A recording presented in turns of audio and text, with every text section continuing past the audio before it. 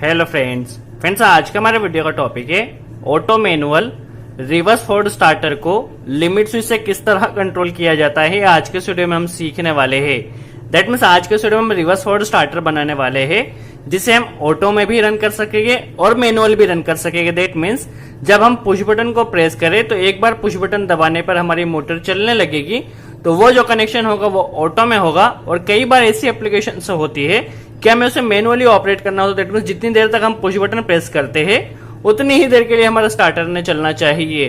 तो ऑटो और मैनुअल में इसका कनेक्शन किस तरह किया जाएगा दोनों हम सीखने वाले हैं।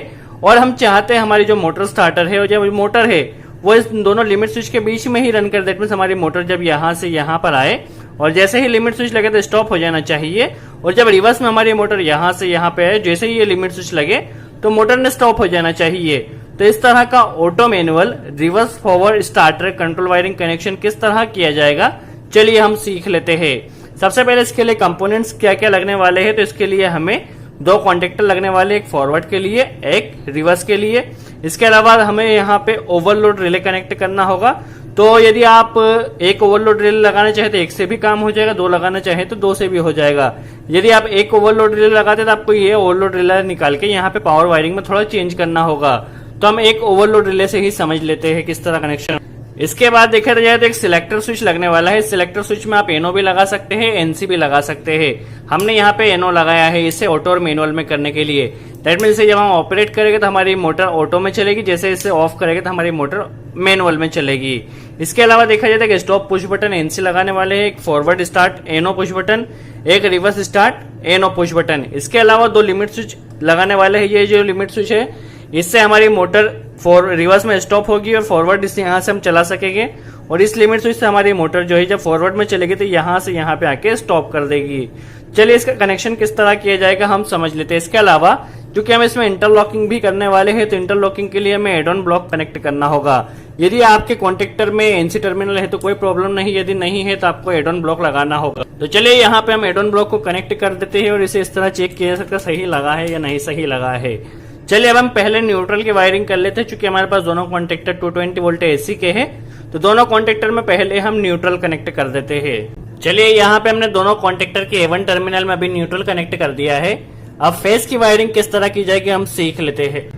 तो चलिए फेस के लिए हमने यहाँ पे एक वायर लगा दिया है। अब इससे हम सबसे पहले कंट्रोल वायरिंग में ओवरलोड रिले में लगाने वाले हैं ताकि हमारी मोटर ओवरलोड होने पर ट्रिप हो सके। इसे हम यहाँ पे कनेक्ट कर देते हैं। चलिए इसके बाद ओवरलोड रिले से हमारा जो वायर निकलेगा वह निकल के जाएगा हमारा स्टॉप पुश बटन एनसी में। इसकी जो वायरिंग है थोड़ी सी कॉम्प्लिकेटेड है तो आप वीडियो को केयरफुली वॉच कीजिए तो आपको सब कुछ समझ में आ जाएगा। आप ध्यान से वॉच कीजिए क्योंकि हम इसमें ड्राइंग नहीं देख रहे हैं तो थोड़ा कॉम्प्लिकेटेड होगा, बट कनेक्शन आपको काफी आसानी से समझ में आ जाएगा। इसे ले जाके हमें स्टॉप पुश बटन एनसी में कनेक्ट कर देना है। चलिए अब एनसी से जो सप्लाई निकलती है उसे हम बेसिकली कहते हैं होल्डिंग सप्लाई। तो सबसे पहले हम होल्डिंग सप्लाई की वायरिंग कर लेते हैं। किस तरह कनेक्शन किया जाएगा यहीं पे सारा इंपॉर्टेंस है, इस कॉन्सेप्ट को आप समझिए। सबसे पहले हम होल्डिंग वायरिंग कर रहे हैं ताकि हमारे जो स्टार्टर है वो लिमिट स्विच से कंट्रोल हो सके। किस तरह हम कर रहे हैं आप समझने की कोशिश कीजिए। ठीक है, जैसे ही हमारे एनसी पुश बटन से सप्लाई निकली इसे ले जाकर हमें दे देना है जो हमारा लिमिट स्विच है। इस लिमिट स्विच में जो एनसी टर्मिनल है उसे एनसी में दे देना है। आप इस लिमिट स्विच में देख सकते हैं ये एनसी है और यह एनओ है। तो हमें लिमिट स्विच से हमारे स्टार्टर को स्टॉप करना है। इसके लिए हमें लिमिट स्विच का जो एनसी टर्मिनल है यह वाला एनसी टर्मिनल है तो इसे एनसी में हमें पहले कनेक्ट कर देना है। चलिए इस होल्डिंग सप्लाई को हमें दोनों लिमिट स्विच के एनसी से घुमाना है ताकि कोई भी हमारा लिमिट स्विच लगे तो हमारे स्टार्टर ने स्टॉप हो जाना चाहिए। तो इसके एनसी के आउटपुट से एक वायर हमने कनेक्ट किया और इसे ले जाकर हमारा जो दूसरा लिमिट स्विच है दूसरे लिमिट स्विच के भी एनसी से घुमाना है। तो इसे हम अभी इस लिमिट स्विच के एनसी में कनेक्ट कर देते हैं। तो चलिए इसके एनसी का जो आउटपुट है यहाँ पर भी एक वायर हम कनेक्ट कर देते हैं। दैट मीन्स ये सप्लाई हमारी होल्डिंग सप्लाई हम कह सकते हैं। तो चलिए इसे हम यहाँ पे कनेक्ट कर देते हैं। नॉर्मली हम क्या करते हैं जो एनसी की सप्लाई होती है उसे एनओ में देते हैं, बट एनओ के देने से पहले यहाँ पर हमें होल्डिंग को लिमिट स्विच से कनेक्ट करना है। अभी यहाँ से ले जाके हमें दोनों लिमिट स्विच दोनों जो हमारे एनसी और एनओ जो फॉरवर्ड और रिवर्स के पुश बटन है दोनों में कनेक्ट कर देना है। एक लूपिंग यहाँ पे, यहीं से एक लूपिंग यहाँ पर। तो चलिए यहाँ पे हम एक और वायर कनेक्ट कर देते क्योंकि हमें रिवर्स के पुश बटन में भी देना है इसलिए। अभी हमने कुछ नहीं किया है, जस्ट लिमिट स्विच के एनसी से होल्डिंग सप्लाई को हमने घुमाया। ऐसा क्यों किया है यह भी अभी आपको समझ में आ जाएगा। जस्ट सिंपल है, अभी जब हम इसकी वायरिंग कंप्लीट करेंगे तो आपको सारे कॉन्सेप्ट आपके क्लियर हो जाएंगे। चलिए इसे हमने रिवर्स के पुश बटन में कनेक्ट कर देना है। अब हमें क्या करना है, जब हम इस फॉरवर्ड को प्रेस करें, चलिए अब हम इसकी वायरिंग समझ लेते हैं। जब हम इस फॉरवर्ड पुश बटन को प्रेस करेंगे तो फॉरवर्ड कॉन्टेक्टर ने ऑपरेट होना चाहिए, तो इसके लिए हम एक वायर यहाँ पे कनेक्ट कर देते हैं। चलिए यहाँ पे कनेक्ट कर देते हैं और इससे हम जैसे ही प्रेस करें तो हमारे रिवर्स फॉरवर्ड कॉन्टेक्टर ने ऑपरेट होना चाहिए। तो हम क्या करेंगे, इसे फॉरवर्ड की कॉइल में देने से पहले हम इसे रिवर्स के एनसी से होते हुए लेंगे, ताकि एट ए टाइम हमारा इंटरलॉकिंग हो जाए और एट ए टाइम हमारा कोई भी एक कॉन्टेक्टर ऑपरेट रहे। तो इसलिए हम यहाँ से इंटरलॉकिंग होते हुए फॉरवर्ड कॉन्टेक्टर को ऑपरेट करने वाले हैं। चलिए यहाँ से एक वायर हमने कनेक्ट किया, एनसी से ले जाके हमें फॉरवर्ड की कॉइल में सप्लाई दे देना है। चलिए एनसी के आउटपुट से एक वायर हमने कनेक्ट किया है रिवर्स के एनसी से, और इसे ले जाके हमें फॉरवर्ड की कॉइल को ऑपरेट कर देना है। तो क्या होगा, जैसे ही हम इस पुश बटन को प्रेस करेंगे तो इंटरलॉकिंग होते हुए हमारा जो फॉरवर्ड कॉन्टेक्टर है वह ऑपरेट हो जाएगा। बट यह क्या होगा, मैनुअली होगा। इसमें अभी हमने होल्डिंग कनेक्ट नहीं की है। होल्डिंग किस तरह की है वो काफी इंपॉर्टेंट है, वह भी हम समझने वाले हैं। अब सेम प्रोसेस हमें रिवर्स कॉन्टेक्टर के लिए करना है। जैसे ही इस पुश बटन को हम प्रेस करेंगे तो हमारे मोटर, जैसे इस पुश बटन को प्रेस करेंगे तो हमारे रिवर्स कॉन्टेक्टर ने ऑपरेट होना चाहिए। बट इसमें भी हमें इंटरलॉकिंग करना है, तो एक वायर पहले हम यहाँ पे कनेक्ट कर लेते हैं।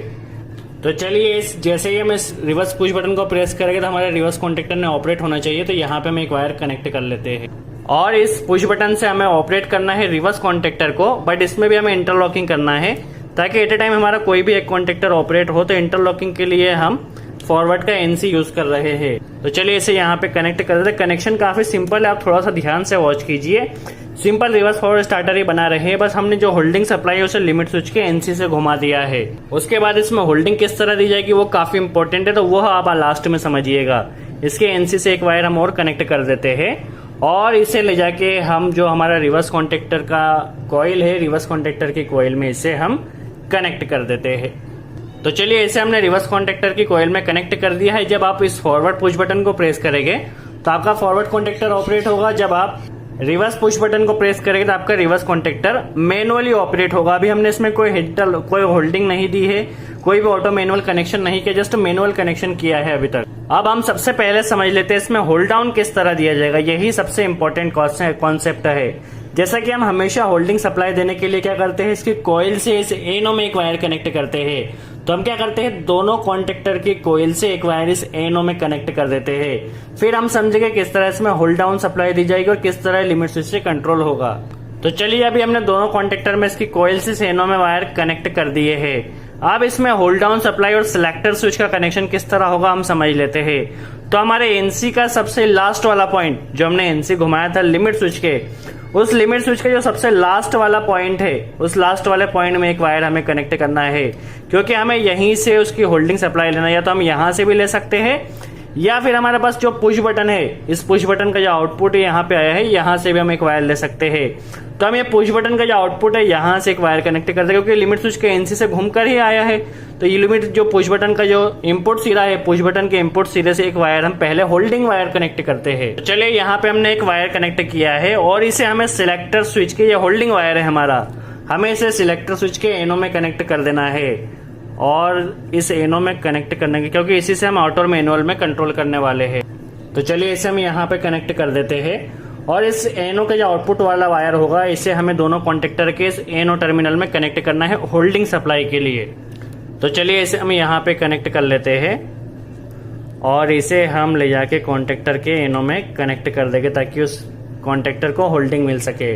पहले हम फॉरवर्ड कॉन्टेक्टर में यहाँ से होल्डिंग कनेक्ट कर देते हैं और यहीं से एक लूपिंग लेके रिवर्स कॉन्टेक्टर में कर देते हैं। तो चलिए यहाँ पे हम इस फॉरवर्ड कॉन्टेक्टर में होल्डिंग कनेक्ट कर देते हैं और यहीं से हम एक वायर को, एक जो लूपिंग हमने किया है उसे रिवर्स कॉन्टेक्टर में भी होल्डिंग हम अभी प्रोवाइड कर देते हैं। अब हम इसे प्रैक्टिकली ऑपरेट करके भी देखने वाले हैं किस तरह हमारा कनेक्शन वर्क कर रहा है। तो चलिए हमारा कनेक्शन बनकर कंप्लीट हो गया, हम इसे प्रैक्टिकली देख लेते हैं क्या होगा। जब हम फॉरवर्ड पुश बटन को प्रेस करेंगे तो हमारी मोटर फॉरवर्ड में रन करेगी, जब रिवर्स को प्रेस करेंगे हमारी मोटर रिवर्स में रन करेगी, और जब फॉरवर्ड से मोटर हमारी यहाँ से यहाँ पे आएगी, जैसे लिमिट स्विच लगेगा हमारी मोटर स्टॉप हो जाएगी। जैसे ही रिवर्स में यहाँ से यहाँ पे लिमिट स्विच लगेगा हमारी मोटर स्टॉप हो जाएगी। हम यदि इसे ऑटो में करना चाहते हैं, सिलेक्टर स्विच को ऑन करना होगा। यदि हम मैनुअली प्रेस करके लाना चाहते हैं तो हमें सिलेक्टर स्विच को ऑफ करना होगा। चलिए हम इसे ऑपरेट कर देख लेते हैं। चलिए हम इसे एक बार ऑपरेट करके देख लेते हैं। अभी हमने इसे कंट्रोल एमसीबी को ऑन किया है। अभी हम फॉरवर्ड को प्रेस करते हैं तो क्या होता है, चलिए समझ लेते हैं। देखिए फॉरवर्ड कॉन्टेक्टर हमारा मैनुअली में अभी रन कर रहा है। देखिए मैनुअल रन कर रहा है। जैसे हमारी मोटर यहाँ से यहाँ पे आई इस लिमिट स्विच के पास, देखिए जैसे लिमिट स्विच लगा अब हमारा स्टार्टर स्टार्ट नहीं होगा। अब हम इसे रिवर्स में प्रेस करते हैं मैनुअली, तो हम हमारी मोटर स्टार्टर को रिवर्स मैनुअली ला सकते हैं। जैसे एक बार लिमिट स्विच लगेगा अब हमारा स्टार्टर स्टार्ट नहीं होगा। ये तो हमारा मैनुअल कनेक्शन हो। यदि हम ऑटो में करना चाहते तो सिलेक्टर स्विच को हमें ऑन करना होगा। इस सिलेक्टर स्विच को ऑन कर दिया। अब हम फॉरवर्ड में रन कर लेते हैं। देखिए हमारी मोटर फॉरवर्ड में रन कर रही, जैसे ही लिमिट स्विच लगेगा हमारा स्टार्टर स्टॉप हो जाएगा। रिवर्स में किया, जैसे ही लिमिट स्विच लगा हमारी मोटर स्टार्टर स्टॉप हो गया। अब इंटरलॉकिंग किस तरह काम कर रही है हम समझ। देखिए जैसे फॉरवर्ड को प्रेस किया, अब उस टाइम पे यदि कोई पर्सन रिवर्स को प्रेस करता है तो ये ऑपरेट नहीं होगा, क्योंकि हमने इसमें इंटरलॉकिंग की है। हमें पहले इसे ऑफ करना होगा, उसके बाद हो सकेगा। अब हम इसे रिवर्स को देख लेते हैं। रिवर्स को किया, फॉरवर्ड को प्रेस करने से कुछ नहीं होगा जब तक हम इसे स्टॉप ना कर देते हैं। तो इस तरह हम हमारे स्टार्टर को ऑटो और मैनुअली दोनों में रन कर सकते हैं। सो आई होप आपको एक कनेक्शन समझ में आया हो, किस तरह हम reverse forward starter auto manual बना सकते हैं, किस तरह से लिमिट स्विच से कंट्रोल कर सकते हैं। इसके अलावा भी यदि कोई डाउट हो तो आप कमेंट्स बॉक्स में जरूर पूछिए, हम पूरी कोशिश करेंगे उसका जवाब दे सके। सो आज के लिए इतना ही। Thanks friends.